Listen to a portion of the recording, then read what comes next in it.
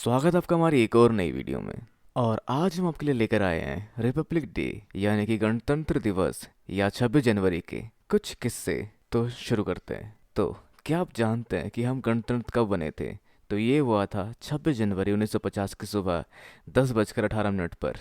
और उसके ठीक 6 मिनट बाद यानी कि 10:24 पर डॉक्टर राजेंद्र प्रसाद ने राष्ट्रपति पद की शपथ ली, जिनको शपथ दिलाई चीफ जस्टिस हीरालाल कन्हैया ने। और उसके बाद उन्होंने भाषण दिए हिंदी और इंग्लिश दोनों में। तो आज से करीब 72 या 73 साल पहले सन 1935 के गवर्नमेंट ऑफ इंडिया के संविधान को हटाकर ये संविधान लागू हुआ।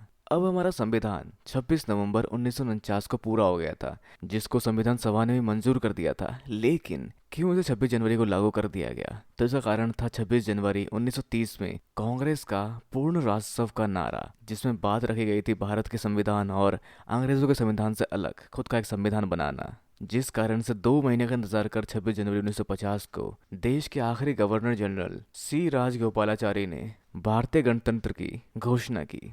क्या आप जानते हैं, आज़ादी से पहले ही तय कर दिया गया था कि भारत का अपना संविधान होगा। 18 जुलाई 1947 को ब्रिटिश संसद में इंडियन इंडिपेंडेंस एक्ट पास हुआ, जिसके बाद भारत और पाकिस्तान का बंटवारा हुआ। और इस एक्ट के तहत 14 अगस्त 1947 को पाकिस्तान और 15 अगस्त 1947 को भारत को अपनी आज़ादी मिली।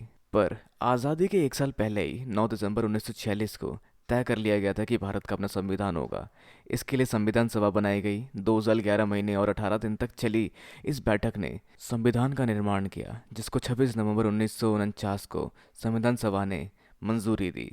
मतलब संविधान बनना इतना ज़्यादा आसान नहीं था। अब आगे गणतंत्र दिवस में परेड भी की गई, जो उस समय की पहली परेड थी और शाम को निकली थी गणतंत्र दिवस की पहली परेड।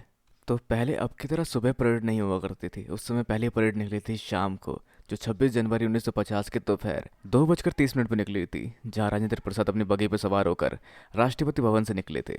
और कनॉट प्लेस से होते हुए राष्ट्रपति 3:45 पर नेशनल स्टेडियम पहुंचे, जिस समय उसे एवियन स्टेडियम कहा जाता था। और वो जिस बगी पर सवार थे वो उस वक्त 35 साल पुरानी थी, जिसे 6 ऑस्ट्रियाई घोड़े खींच रहे थे। और परेड की जगह पर राष्ट्रपति को शाम के वक्त 31 तोपों की सलामी दी जाती थी। 1950 में हुई इस परेड में जनता भी शामिल थी, और इस परेड में 3000 जवान और 100 विमान शामिल थे। और गणतंत्र दिवस के समारोह पर मुख्य अतिथि को बुलाने की परंपरा पहली परेड से ही शामिल थी, जहां पहले गणतंत्र दिवस समारोह में इंडोनेशिया के तब के राष्ट्रपति डॉक्टर सुकर्णो विशेष अतिथि बने थे। अब इसके अलावा क्या आप इस किस्से को जानते हैं कि सन 1955 से ही राजपथ में हो रही है परेड? मतलब शुरुआत के 5 साल तक गणतंत्र दिवस की परेड की जगह तय नहीं थी। 1950 से 1954 तक की परेड एवरेन स्टेडियम में, तो कभी लाल किले में, तो कभी रामलीला मैदान में होती रही। पर सन 1955 में तय किया गया कि परेड राजपथ से निकलेगी और लाल किले तक जाएगी। तब से हर साल ये परेड राजपथ पर निकलती है। और 1955 में लाल किले पर मुशायरे का आयोजन भी किया गया था। 1955 में पहली बार राजपथ पर जो परेड हुई, उस समारोह में पाकिस्तान के गवर्नर जनरल मलिक गुलाम मोहम्मद अतिथि थे। साल गुजरने के साथ साथ गणतंत्र दिवस की परेड की भव्यता भी बढ़ती गई। एक आरटीआई के जवाब के हिसाब से सरकार ने बताया सन 2001 में उन्होंने परेड पर 145 करोड़ रुपए खर्चे थे, जहां 2014 में ये रकम 320 करोड़ रुपए है।